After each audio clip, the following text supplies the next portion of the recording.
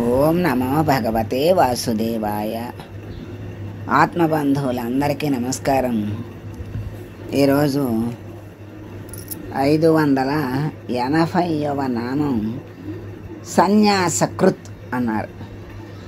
అంటే సన్యాసాన్ని అంటే అన్నిటినీ త్యజించటము, త్యజించేవాడు అని అర్థం. సన్యాసం అంటే త్యజించటం, కృత్ అంటే చెయ్యటం, అంటే త్యాగము చెయ్యటము అని అర్థం. అలా సన్యాసం అంటే వదిలేయటం, అన్నిటినీ వదిలేసి సంసార బంధాలన్నిటినీ వదిలేసి వెళ్తే సన్యాసాన్ని స్వీకరించారు అంటారు. ఆశ్రమాల్లో ఉండి ఆ సన్యాస ఆశ్రమాన్ని స్వీకరించి వాళ్ళు ఆ నియమాలను పాటిస్తూ జీవనాన్ని గడుపుతూ ఉంటారు. జీవితంలో మరి దీనికి బాహ్యమైనటువంటి ఈ జీవితానికి అర్థం తెలుసుకుని దీనిలో పరమార్థం లేదని పరమార్థాన్ని జ్ఞానంతో తెలుసుకుని సన్యాసాన్ని స్వీకరించే స్థితి ఒకటి.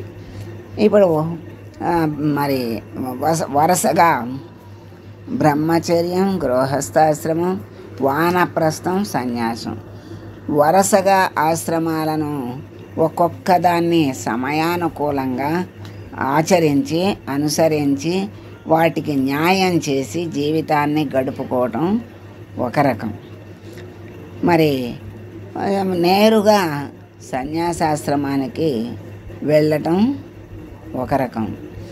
నేరుగా సన్యాసాశ్రమానికి వెళ్ళాలి అంటే తల్లి అనుమతి తీసుకుని వెళ్ళాలి. అటువంటి అనుమతి తీసుకోవాలని శంకరాచార్యుల వారు తల్లి దగ్గరకు వెళ్ళి అనుమతి తీసుకుంటే ఆ తల్లి ఏమందంటే, ఆయన చెప్తారు, నువ్వు ఎప్పుడు పిలిస్తే అప్పుడు వస్తానమ్మా అంటాడు. నా చివరి ఘడియలో నువ్వు నా దగ్గర ఉండాలి అని కోరింది. అలాగేనమ్మా అని చెప్పాడు. ఆయనకు తెలిసింది. ఆయన ముందుగా ఆయన కంటే ముందు ముక్తినిచ్చేటువంటి భగవంతుణ్ణి పంపించాడు. ఆమెకి ఇష్టమైన రూపంలో ఆమెకి దర్శనం ఇప్పించాడు, మరి మాట్లాడించాడు. ఆ తర్వాత ఆయన కూడా వెళ్ళాడు. వెళ్ళి మరి చక్కగా ఆయన ఆవిడ కోరిక తీర్చాడు. ఆమె ఆ కుమారుని చేతిలో ఐక్యాన్ని పొందింది. భగవంతుణ్ణి బ్రతికి ఉండగానే మరి ఈ చర్మ చక్షువులతోనే స్వామిని దర్శించగలిగింది అంటే అది కుమారుని యొక్క ప్రజ్ఞ. ఆయన కుమారుడు భగవత్స్వరూపుడయ్యాడు. ఆయనకు ఆ శక్తి ఉంది. ఆ తల్లిని ముక్తిని పొందించాలని స్వామి దర్శనం చేయించాడు. అంతటి మహానుభావుడు ఆ కొడుకు. అటువంటి దర్శనాలను కూడా ఇప్పించగలిగేటువంటి ఆశ్రమం సన్యాసాశ్రమం. ఏ ఆశ్రమంలో అయినా దానికి తగిన నియమాలను పాటిస్తూ ధర్మాలను ఆచరిస్తుంటే ఏదైనా శక్తివంతమైంది. గృహస్థాశ్రమం మంచిది కాదు, అది మనల్ని బంధాల్లో పడేస్తుంది అని అనుకుంటారు. కానీ బ్రహ్మచర్యాశ్రమానికి బ్రహ్మచారికి గృహస్థే ఆధారం, మరి అటు సన్యాసికి గృహస్థే ఆధారం, వానప్రస్థంలో ఉన్న వాళ్ళకి గృహస్థే ఆధారం. కనుక అందరినీ ఆదరించి మరి అందరినీ మరి గౌరవించి అందరినీ ఎంతో సంస్కారంతో వాళ్ళందరినీ కూడా చూడగలిగేటువంటి అవకాశము కానీ మనస్సు కానీ అవకాశం అన్నీ గృహస్థునికే ఉంటాయి. కనుక గృహస్థాశ్రమం తక్కువది అని ఎప్పుడూ అనుకోక్కర్లేదు. దానిని మించింది ఇంకొకటి లేదు. గృహస్థాశ్రమంలో ఉండి దాని ధర్మాలను చక్కగా ఆచరించి ముక్తిని పొందిన వాడే గొప్పవాడు అని చెప్తూ ఉంటారు. ఎందుకంటే ఇన్ని భవబంధాల మధ్య ఉండి వాటిని మనస్సు నుండి బయటికి వెడలగొట్టి మనస్సుకు అంటించుకోకుండా మరి బంధ విముక్తుడు అయ్యి తన ధర్మాలన్నిటినీ నిర్వర్తిస్తూ జీవితాన్ని గడిపినవాడు జీవించి ఉండగానే జీవన్ముక్తుడు అంటారు. అటువంటి దాన్ని కూడా సన్యాసం. ఎందుకంటే భవబంధాలన్నిటినీ త్యాగం చెయ్యటమే కదా మరి సన్యాసం అంటే త్యాగము చేయటం. త్యాగము చేయటం అంటే వదిలేసి వెళ్ళటం కాదు ఇక్కడ. అందుకే కృష్ణ పరమాత్మ భగవద్గీత అంతా చెప్పింది, కర్మ చెయ్యండి కానీ కర్మని అంటుకోవద్దు, నిష్కామ కర్మ చెయ్యండి, అదే అకర్మగా మారిపోతుంది. అంటే కర్మ చెయ్యని వాడివి అయిపోతావు. కర్మ చెయ్యని వాడివైతే నీకు పాపపుణ్యాలు అంటవు.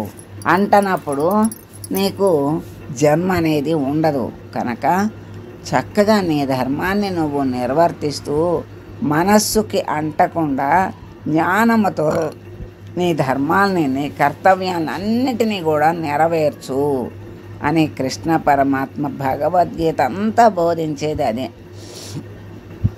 అటువంటి అవకాశం గృహస్థాశ్రమంలో ఉండి అన్ని ఆశ్రమాల వాళ్ళని కూడా ఆదరించి మరి వాళ్ళ ఆశీస్సులు అనుగ్రహాలను పొంది ముక్తుడు కావటానికి అవకాశం ఉంది. అంటే గృహస్థాశ్రమంలో కూడా త్యాగం చేయటం సన్యాసము, ఇది ఒక రకమైన సన్యాసం అన్నమాట.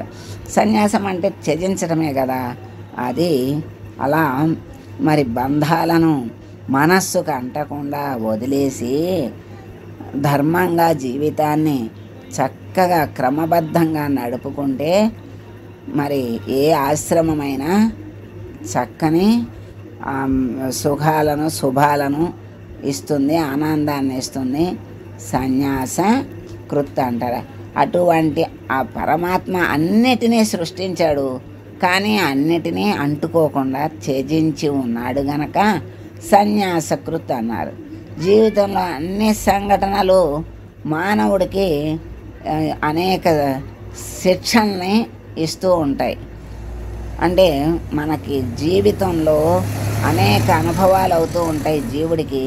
అవన్నీ కూడా పాఠాలు అని చెప్తారు పెద్దవాళ్ళు. అదే శిక్షణ. శిక్షణ ద్వారా చక్కని మరి నడతను నేర్పుతారు కదా.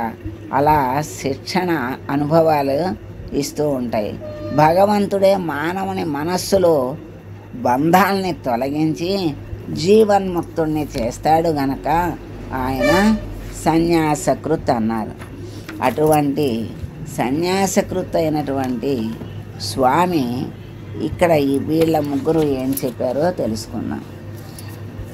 భక్తుల్ని మోక్షానికి అర్హులుగా తీర్చిదిద్దటానికి 4వదైన సన్యాస ఆశ్రమాన్ని ఏర్పాటు చేసిన స్వామిని సన్యాసకృత్ అన్నారని శంకరుల వారు అన్నారు. అంటే వరుసనే 4 ఆశ్రమాల్లో చివరిదైనది సన్యాసాశ్రమం. అందుకని మోక్షానికి అర్హులు అవ్వాలి అంటే సన్యాసాశ్రమాన్ని స్వీకరించాలి. కనుక వాళ్ళ యొక్క జీవన విధానంలో సన్యాసాశ్రమాన్ని ఏర్పాటు చేసి వాళ్ళని ముక్తుల్ని చేస్తాడు కనుక స్వామిని సన్యాసకృత్ అన్నారని మనకి శంకరుల వారు చెప్పారు. సమస్త వ్యామోహాన్ని త్యాగం చెయ్యటమే అసలైన సన్యాసం అని మనకి తెలియజేశారు.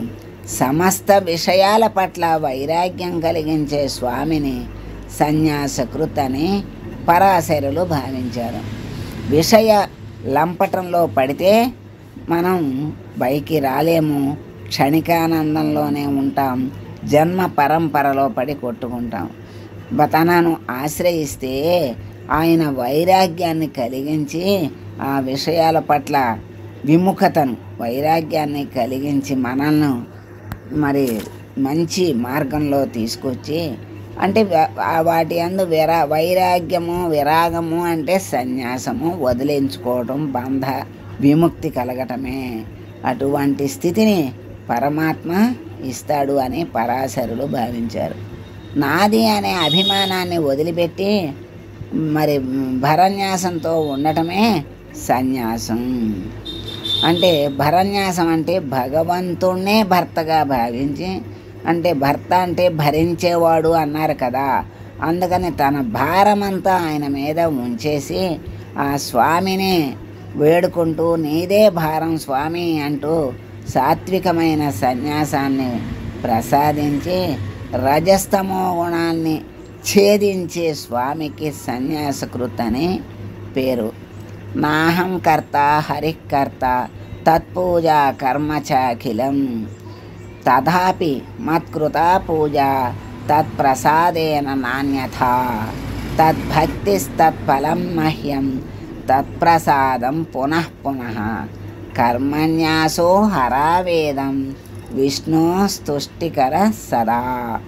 ఇటువంటి ప్రార్థనలతోటి కర్మ సన్యాసం చేసిన గోచర్య అనేటువంటి సాంపరణి వంటి బ్రహ్మజ్ఞానులకు శమము, శాంతి, జ్ఞానము, భక్తి అనే వాటిని ప్రసాదించే స్వామిని సన్యాసకృత్ అన్నారు. శమ అని సత్యసంధులు అన్నారు. ఆయన ఈ నామాన్ని తరువాత నామాన్ని కూడా కలిపి ఏకనామంగా భావించారు. సంయమేంద్రులు ఓం సన్యాసకృతే నమః అని స్వామికి కైమోడ్పు చేస్తున్నారు.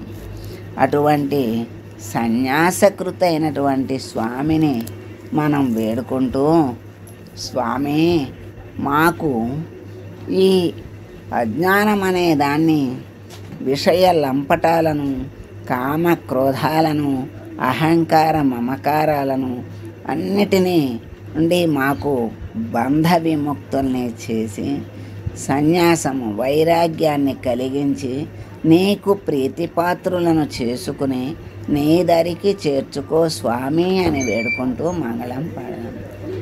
మంగళం కౌసలేంద్రాయ మహనీయ గుణాత్మనే సర్వలోక శరణ్యాయ సాధురూపాయ మంగళం.